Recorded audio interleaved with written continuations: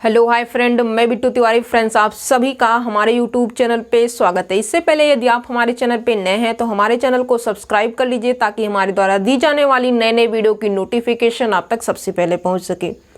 और यहाँ पे जो है हम डिस्कस करेंगे क्वाड्रेटिक फॉर्म की। क्वाड्रेटिक फॉर्म की स्टडी करने से भी पहले जो हम अपना शेड्यूल बनाए हैं उनको बता देते हैं कि किस दिन पे आपको किस टॉपिक से रिलेटेड वीडियोस प्रोवाइड किए जाएंगे। ठीक है, तो यहाँ पे जो है आपको टोटली 6 डेज जो है वीडियोस प्रोवाइड किए जाएंगे यूट्यूब पे। ठीक है, तो यहाँ पे जो आपका मंडे है, ट्यूसडे, वेडनेसडे, थर्सडे, फ्राइडे और सैटरडे। ठीक है, संडे के दिन आपको कोई भी वीडियो प्रोवाइड नहीं की जाएगी। इस दिन संडे के दिन आप क्या कर सकते हो, एक काम कर सकते हो कि इन दिनों में से कोई भी वीडियो यदि आपने नहीं देखा है तो वो चीज़ें आप संडे के दिन कर सकते हो। ठीक है, संडे के दिन आपको फ्री टाइम मिलेगा। जो वीडियो आप डेली बेसिस पे नहीं देख पा रहे होंगे उनको आप संडे के दिन जब भी आपको टाइम मिलेगा तब आप देख सकते हैं। फिलहाल तो संडे यहाँ पे आपके लिए कोई वीडियो नहीं रहेंगी। इनमें से कोई भी वीडियो आपकी मर्जी है, जो आप देखना चाहते हैं वो देख सकते हैं। ठीक है, तो इन सब के लिए जो है जो मंडे का डे जो होगा, मंडे के दिन जैसा कि आज यहाँ पे मंडे है, ठीक है, तो इसके अंदर आपको लीनियर अलजेब्रा के लेक्चर मिलेंगे। क्या है, इस दिन आपको लीनियर अलजेब्रा के लेक्चर मिलेंगे। ठीक है, फिर जो आपका ट्यूसडे है उस दिन आपको COB का लेक्चर मिलेगा या फिर जो है आपका इंटीग्रल इक्वेशन का लेक्चर मिलने वाला है। ठीक है, कैलकुलस ऑफ वेरिएशन या फिर इंटीग्रल इक्वेशन से रिलेटेड आपको वीडियोस प्रोवाइड की जाएंगी। तीसरा यहाँ पे जो वेडनेसडे है, इस दिन आपको पहले OD बताई जाएगी, फिर इसके बाद में आपको PD बताई जाएगी। मतलब पहले OD आपको जो इम्पोर्टेंट टॉपिक होंगे according to the CSIR NET exam वो पहले आपको बताया जाएगा। फिर आफ्टर दैट आपको पार्शियल डिफरेंशियल इक्वेशन को भी बताया जाएगा। किस डेज को? वेडनेसडे को। ठीक है, तो ये आपका थर्सडे आ गया। ठीक है, इस दिन आपको जो है यहाँ पे रियल एनालिसिस बताई जाएगी। क्या है, इस दिन आपको रियल एनालिसिस बताई जाएगी। फिर जो आपका फ्राइडे होगा, क्या है, जो आपका फ्राइडे है, फ्राइडे के दिन आपको number theory plus number theory पहले कवर अप की जाएगी। या फिर जो है सबसे पहले यहाँ पे एक काम करते हैं, नंबर थ्योरी से आपके काफ़ी कम क्वेश्चन पुटअप किए जाते हैं। और यदि हम बात करें मॉडर्न अलजेब्रा से, जैसे कि आपका रिंग थ्योरी हो गया, फील्ड थ्योरी हो गया, तो यहाँ से आपके मैक्सिमम क्वेश्चन पूछे जाते हैं। तो सबसे पहले यहाँ पे नंबर थ्योरी को हम कवर नहीं करेंगे, सबसे पहले यहाँ पे मॉडर्न अलजेब्रा को हम कवर करने की कोशिश करते हैं। क्या है, मॉडर्न अलजेब्रा। फिर इसके बाद में जब आपका टाइम बचेगा तो वहाँ पे आपको नंबर थ्योरी के वीडियो लेक्चर प्रोवाइड हम करेंगे। ठीक है, फिर जो यहाँ पे आपका सैटरडे आ जाता है। सैटरडे के दिन आपको क्या करना है, आपको किस चीज़ की वीडियोस मिलेंगी, आपको यहाँ पे कॉम्प्लेक्स एनालिसिस की यदि हम बात करें according to the CSIR NET exam, तो ये भी आपका जो बुक है कॉम्प्लेक्स एनालिसिस की, ये भी आपकी मोस्ट इम्पोर्टेंट रोल प्ले करती है। जैसा कि आपका लीनियर अलजेब्रा हो गया, कैलकुलस ऑफ वेरिएशन और इंटीग्रल इक्वेशन हो गया ट्यूसडे को। वेडनेसडे को आपको OD PD से रिलेटेड वीडियोस मिलेंगे। थर्सडे को आपको रियल एनालिसिस से रिलेटेड वीडियोस मिलेंगी। फ्राइडे को आपको मॉडर्न अलजेब्रा या फिर नंबर थ्योरी से रिलेटेड आपको वीडियोस मिले। फिर आफ्टर दैट इसके बाद जो है आपका सैटरडे को कॉम्प्लेक्स एनालिसिस का वीडियोस मिलेगा। आपको जब डेली बेसिस पे ये चीज़ें पता होंगी, जिस चीज़ की आपको रिक्वायरमेंट होगी उस डेज पे आप जाएंगे तो वो चीज़ें आपको मिलेंगी। ठीक है, और जो वीडियोज एक बार अपलोडेड हो जाएंगी वो तो आप किसी भी टाइम देख सकते हैं, कोई दिक्कत नहीं है।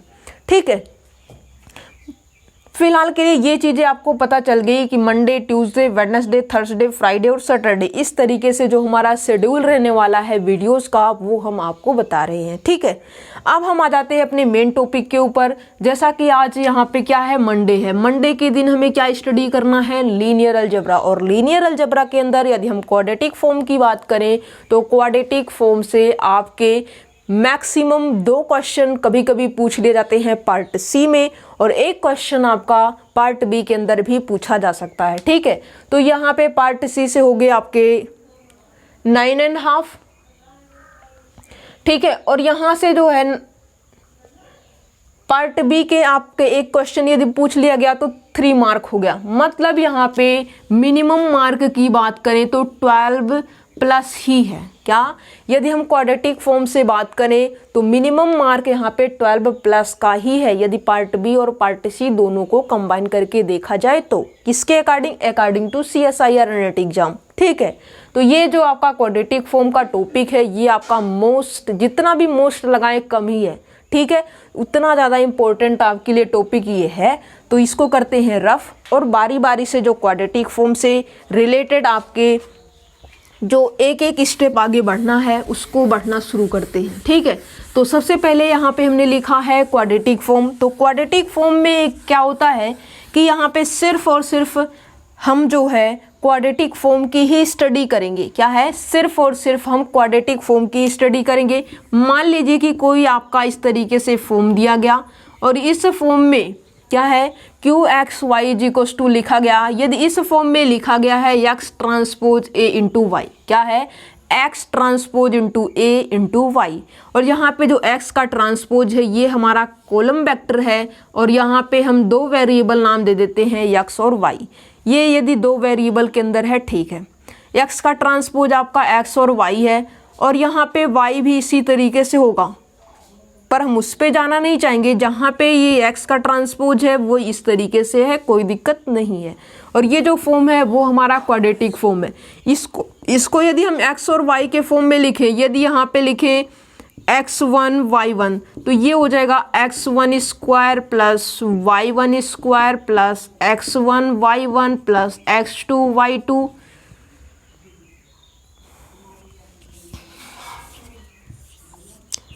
दो वेक्टर ले लीजिए x1 x2 या फिर x1 y1 x2 y2। इस तरीके से ये आपका कैपिटल X है, ये आपका कैपिटल Y है। ठीक है, X और Y 2 वेक्टर हो गए। X आपका अपने आप में एक X1 Y1 है और जो Y है वो आपका अपने आप में X2 और Y2 है। ठीक है, और इस तरीके से एक्सपेंशन दे दी गई है। प्लस में कर दीजिए X1 प्लस का X2 या फिर आप कर दीजिए Y1 प्लस Y2। अब यहाँ पे ये जो इक्वेशन लिखी गई है इसके सिर्फ और सिर्फ क्वाड्रेटिक फॉर्म की हम स्टडी करेंगे। जो यहाँ पे लीनियर फॉर्म होगा उसको हम स्टडी भी नहीं करेंगे। क्यों? क्योंकि हमें जो है यहाँ से पता चल चुका है कि क्वाड्रेटिक फॉर्म की ही सिर्फ और सिर्फ हमें स्टडी करनी है। और क्वाड्रेटिक फॉर्म में इसकी भी पावर 2 है, इसकी पावर 2, इसकी पावर 1 प्लस 1 पावर मल्टीप्लिकेशन में होती है ऐड, और इसकी भी पावर हो गई 2 x2 y2, x2 की पावर 1 y2 की पावर 1 पावर 1 प्लस 1 हो गई 2 हो गई। तो मतलब क्वाड्रेटिक फॉर्म के अंदर ये जाएगा। और इसके बाद यदि हम लाइन क्रिएट करें तो इसके बाद की जो चीज़ें लिखी हुई है ये क्वाड्रेटिक फॉर्म में नहीं है। क्यों? क्योंकि इसकी पावर 2 नहीं है, x1 की सिंगल पावर है 1 और 1 जो है हम क्वाड्रेटिक फॉर्म में लिखते नहीं है। क्वाड्रेटिक फॉर्म की जो पावर होनी चाहिए हमेशा 2 होनी चाहिए, और ये आ गई 1 और 1 है तो इसका मतलब ये लीनियर फॉर्म लिखा गया है और लीनियर फॉर्म की स्टडी हम क्वाड्रेटिक फॉर्म में नहीं करेंगे। ठीक है, इसका मतलब जो ये यहाँ पे लिखा गया है इसका हमें कोई भी यूज नहीं करना है, ये बेफालतू में लिखा गया है और इसको हम कर देते हैं रफ, और ये हमारी हो गई क्वाड्रेटिक फॉर्म की फॉर्म। ठीक है, मतलब ये एक तरीके का एक्सप्रेशन होता है। किस फॉर्म में होता है? ये हमारा जो है कोई एक्सप्रेशन होता है Q X और Y। ठीक है, ये हमारा जो है मान लीजिए कि कोई इस फॉर्म में दे दिया गया I varying from 1 to n, और J को भी हम क्या कर देते हैं 1 to n वेरी करवा देते हैं, और यहाँ पे AIJ हो गया XI और YJ। ठीक है, इस फॉर्म में कर सकते हैं, या फिर जो है Q quadratic form QX x is equal to ये हो जाएगा आपका summation I varying from 1 to n summation J varying from 1 to n AIJ। यहाँ पे भी आप XI कर दीजिए और ये आपका XJ हो जाएगा। I आपको पता है कि उसकी जो समेशन है 1 to n वेरी करेगी, और J का भी जो समेशन है वो आपका 1 to n वेरी करेगा। और इस तरीके से जब आप एक्सपेंशन करेंगे तो ये सम के फॉर्म में इस तरीके से ब्रेक हो जाएगा। और यहाँ पे जो AIJ है, क्या ये जो AIJ है ये आपका एक स्केलर है, और ये हमेशा कहाँ से बिलोंग करेगा? ये आपके फील्ड से बिलोंग करेगा। जहाँ पे जो Aij है वो बिलोंग्स टू फील्ड है। क्या बिलोंग्स टू फील्ड है? फील्ड यदि आपकी रियल नंबर की होगी तो इस क्वाड्रेटिक फॉर्म को हम रियल क्वाड्रेटिक फॉर्म बोलेंगे, और यदि हमारी ये जो Aij एलिमेंट है, स्केलर है, ये हमारे फील्ड यदि कॉम्प्लेक्स नंबर की फील्ड रहेगी तो इसे हम कॉम्प्लेक्स क्वाड्रेटिक फॉर्म बोल सकते हैं। ठीक है, फिलहाल यदि ये एलिमेंट जो है Aij, जो ये Aij है मतलब ये आपका A11 हो सकता है, A12 हो सकता है, A13 हो सकता है, कुछ भी हो सकता है। ठीक है, तो ये आपका कहाँ से बिलोंग करेगा? यदि ये फील्ड से बिलोंग करेगा मतलब ये स्केलर होगा। ये हमारी वेक्टर क्वांटिटी नहीं है, ये हमारी स्केलर क्वांटिटी है, और स्केलर है तो ये हमेशा फील्ड से ही बिलोंग करेगा। फील्ड आपकी रियल नंबर भी हो सकती है, रैशनल नंबर की भी हो सकती है, कॉम्प्लेक्स नंबर को भी हम फील्ड बोलते हैं। ठीक है, तो वहाँ से ये जो फील्ड है आपका real, complex, quadratic, real, complex और रैशनल, ठीक है, तीनों आपके फील्ड की फॉर्मेशन करती है, तो मतलब इनमें से भी बिलोंग कर सकता है। ठीक है, कोई दिक्कत नहीं है। बट यहाँ पे इसकी जो पावर है वो 2 चलनी चाहिए, x की पावर भी 1 और y की पावर यहाँ पे मान लीजिए 1 1 1 क्या हो जाएगा? पावर ऐड हो जाएगी, 2 हो जाएगा, मतलब क्वाड्रेटिक फॉर्म हो चुका है। ठीक है, तो ये आपके एक्सप्रेशन रहेगी किसकी? क्वाड्रेटिक फॉर्म की। ठीक है, an expression of the form summation i varying from 1 to n, ये हटा दीजिए, summation j varying from 1 to n Aij xi yj, तो ये हमारा जो है क्या कहलाता है? ये हमारा क्वाड्रेटिक फॉर्म कहलाता है। या फिर आप जो है xi xj के फॉर्म में ही लिखना चाहते हो तो आप ये जो है एक्सप्रेशन दे दीजिए, an expression of the form this where Aij belongs to f is called a quadratic form. Okay, और यहाँ पे जो वेक्टर है वो x1 x2 n वेक्टर है। क्या? x1 x2 up to so on xn, मतलब n वेक्टर है इसके पास। ठीक है, तो ये हमारा जो है क्वाड्रेटिक फॉर्म का एक्सप्रेशन हो चुका है, और ये जो है इस तरीके से हमने लिखा। अब बात ये आ गई कि यहाँ पे जो हमारा क्वाड्रेटिक फॉर्म है, इस क्वाड्रेटिक फॉर्म को एक बार हम अच्छे से लिखें, और यहाँ से जो है हम ये चेक करें कि ये जो हमारा क्वाड्रेटिक फॉर्म है वो क्वाड्रेटिक फॉर्म हमारा सिमेट्रिक है या नहीं है। ठीक है, क्या करना है? अभी हमें सिमेट्रिक फॉर्म चेक करना है, किसकी? क्वाड्रेटिक फॉर्म की। जो हमारा क्वाड्रेटिक फॉर्म दिया गया है क्या वो सिमेट्रिक है या फिर नहीं है। ठीक है, यदि सिमेट्रिक है तो कैसे है, क्या चीज़ें होंगी तो हम सिमेट्रिक बोलेंगे, क्या चीज़ें नहीं होंगी तो हम सिमेट्रिक नहीं बोल पाएंगे। ठीक है, तो वो बिल्कुल सिंपल सी चीज़ें हैं। अब यहाँ पे जो है कोई क्वेश्चन है, क्या है? क्वेश्चन के अंदर आपसे ये बोला जाता है find the matrix A of each of the following form, और ये दे रखा है Q X Y is equals to X transpose A into Y, इस फॉर्म में दिया गया है। और यहाँ पे पहला क्वेश्चन ये दिया गया है 3 into x1 y1 plus x1 square plus y1 square plus 4x2 y2। ठीक है, ये पहला क्वेश्चन है आपका, और ये बताना है कि ये आपका सिमेट्रिक है या फिर नहीं है। क्या है?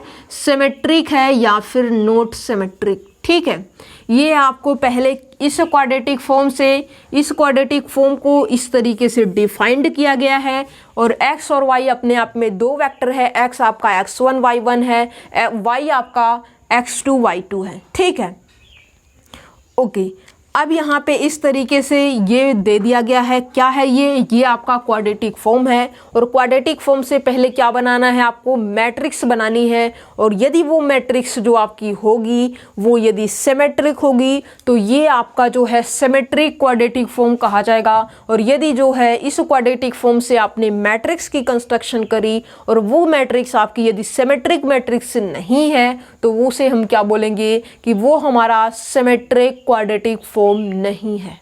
ठीक है, मतलब क्या करना है? इस क्वाड्रेटिक फॉर्म से हमें क्या करना है? सबसे पहला काम हमें ये है कि हम मैट्रिक्स की कंस्ट्रक्शन करें, और मैट्रिक्स की कंस्ट्रक्शन करने के बाद चाहे वो रैंक पूछे, चाहे वो इंडेक्स पूछे, चाहे वो सिग्नेचर पूछे। किसका signature? Rank, index, quadratic form का। क्या, जब हमें क्वाड्रेटिक फॉर्म का रैंक पूछा जाएगा, इंडेक्स पूछा जाएगा, सिग्नेचर पूछा जाएगा, या फिर जो है क्वाड्रेटिक फॉर्म की मैट्रिक्स के बारे में कुछ भी बोला जाएगा, तो जस्ट आपका पहला काम है कि क्वाड्रेटिक फॉर्म से मैट्रिक्स की कंस्ट्रक्शन आप कर दीजिए। मैट्रिक्स की कंस्ट्रक्शन यदि आपने कर दिया तो आपने 50% क्वेश्चन को सोल्व भी कर लिया है। ठीक है, क्वाड्रेटिक फॉर्म से कोई भी क्वेश्चन हो। अब यहाँ पे जो है क्वाड्रेटिक फॉर्म ये है, तो सबसे पहला काम ये करते हैं कि यहाँ से एक मैट्रिक्स हम बना लेते हैं। और एक मैट्रिक्स क्या बनाना है, हमें जो है इसी क्वाड्रेटिक फॉर्म के तहत ही मैट्रिक्स की कंस्ट्रक्शन करनी है। अब यहाँ पे दो वेक्टर है, x1 ले लेते हैं और इसको दे देते हैं y1 और इसको दे देते हैं x2, ये हो गया हमारा y2।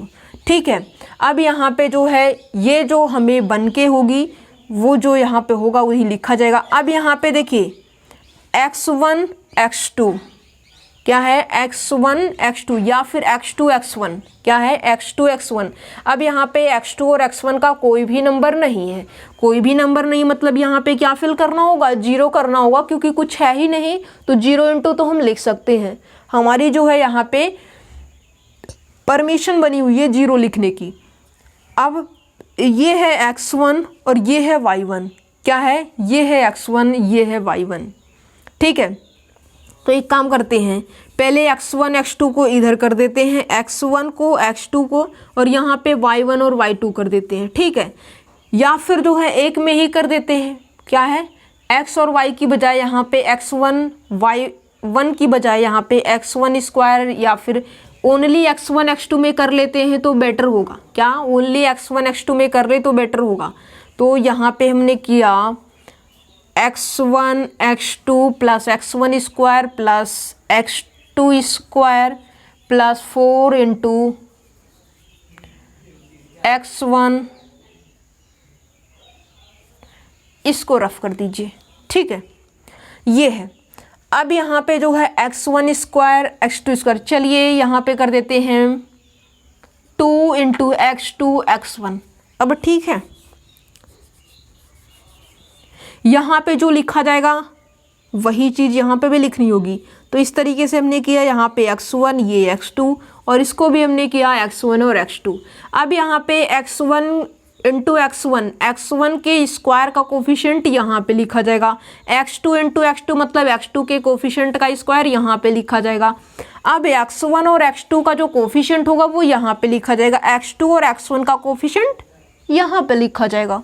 क्या काम ने, फिर से समझिए, हमने ये कहा कि इस फॉर्म को, क्वाड्रेटिक फॉर्म को हमने सिंपली x1 और x2 के फॉर्म में दे दिया। क्या, x1 और x2 के फॉर्म में ले लिया, और लेने के बाद यहाँ पे x1 और x2 यदि हमने लिखा है तो यहाँ पे भी हमें x1 और x2 ही लिखना होगा, ना कि हम यहाँ पे x2 और x1 लिखेंगे। ठीक है, लिखा हमने x1 x2 यहाँ पे भी और यहाँ पे भी हमने लिख दिया। अब ये x1 और यहाँ पे भी क्या है x1, मतलब x1 इंटू x1 का स्क्वायर, और यहाँ पे जो x1 के स्क्वायर का कोफिशिएंट होगा वो यहाँ पे मैट्रिक्स का पहला मेंबर होगा, मीन्स a1 1।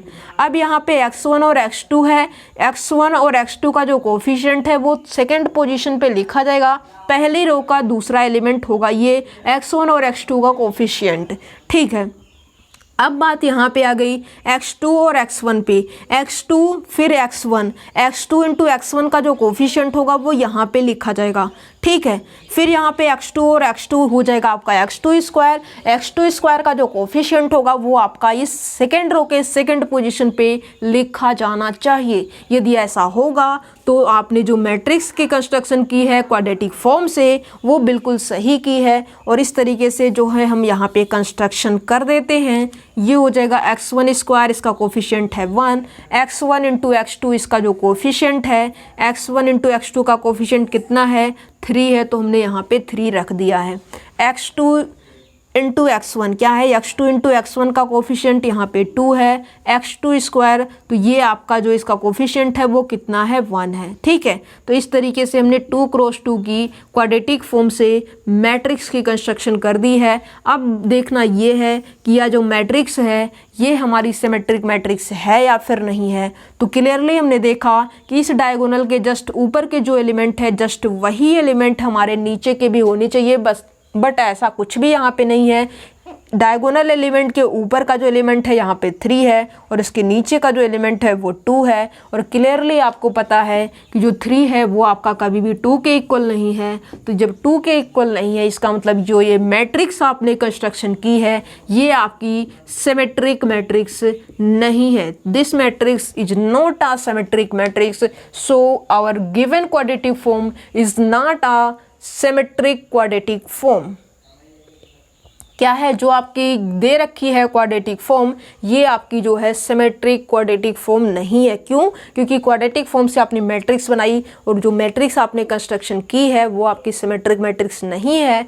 ठीक है, तो यहाँ पे क्लियरली एक बात आप और भी समझ लीजिए, जो आपका क्वाड्रेटिक फॉर्म होता है इससे जो मैट्रिक्स होती है जो बन के तैयार होती है ये आपकी हमेशा हमेशा कौन सी मैट्रिक्स मिलती है? सिमेट्रिक मैट्रिक्स ही मिलती है। क्या है? क्वाड्रेटिक फॉर्म से जो आपकी मैट्रिक्स कंस्ट्रक्ट होती है वो आपकी हमेशा सिमेट्रिक मैट्रिक्स मिलती है। बट जो ये आपका फॉर्म है, ये फॉर्म आपने बनाया और इस फॉर्म से आपको सिमेट्रिक मैट्रिक्स नहीं मिला, मतलब ये जो आपका बाइलिनियर फॉर्म है, क्या ये जो बाइलिनियर फॉर्म है ये आपका क्वाड्रेटिक फॉर्म नहीं है। ठीक है, ये आपका बाइलिनियर फॉर्म दे रखा है। क्या ये जो दिया गया है क्वेश्चन ये आपके बाइलिनियर फॉर्म का है और बाइलिनियर फॉर्म में हमने मैट्रिक्स बनाई और मैट्रिक्स बनाने के बाद ये सिमेट्रिक नहीं हुई, इसलिए ये जो है हमारे क्वाड्रेटिक फॉर्म की नहीं होगी। ठीक है, ये सिर्फ और सिर्फ किसकी कंस्ट्रक्शन करेगी? बाइलिनियर फॉर्म की ही कंस्ट्रक्शन कर पाएगी। ओके, तो यहाँ पे जो है ये चीज़ें हमने डिस्कस किया है। फिर और भी जो चीज़ें यहाँ पे मोस्ट इम्पोर्टेंट चीज़ें, अभी स्टेप बाय स्टेप आगे बढ़ना है और सारी चीज़ों को अच्छे तरीके से स्टडी करना है, जो कि हम क्या करेंगे नेक्स्ट वीडियो लेक्चर में स्टडी करेंगे। Okay, thank you for watching my video.